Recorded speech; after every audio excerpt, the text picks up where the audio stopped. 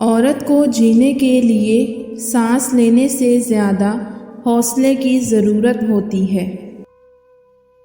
کوئی منظر حسین نہیں ہوتا، حسین پتہ ہے کیا ہوتا ہے؟ وہ بازو، وہ کندھا، وہ ساتھ جسے پکڑ کر جس پر سر رکھ کر دیکھو تو ساری دنیا حسین لگتی ہے۔ اداسی کے بھی 100 چہرے ہیں، اور ان میں سے سب سے زیادہ اداس چہرہ ایک ایسی جدائی کا ہے جس میں کبھی دوبارہ ملاقات کا امکان نہ ہو۔ ماں باپ کا آدھا دکھ تو یہ سن کر ختم ہو جاتا ہے کہ ان کی بیٹی اپنے سسرال میں خوش ہے۔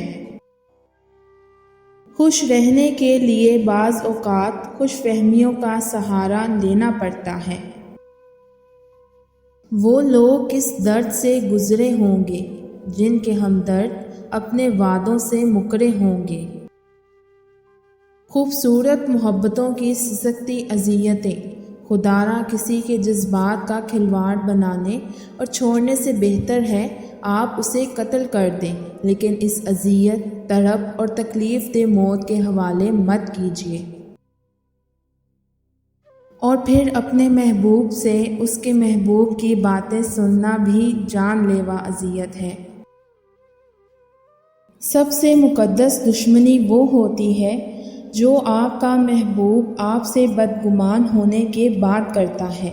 اس کی ضربوں کے نشان دل اور روح دونوں پر پڑتے ہیں۔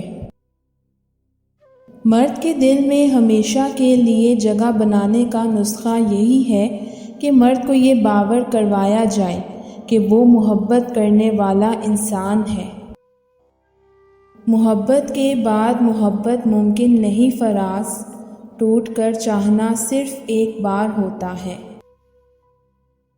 ہماری زندگی مختلف واقعات اور حادثات سے بھری پڑی ہے، بس کسی کو بیان کرنے کا فن آ جاتا ہے اور کوئی میری طرح انجان اور خاموش ہی رہتا ہے۔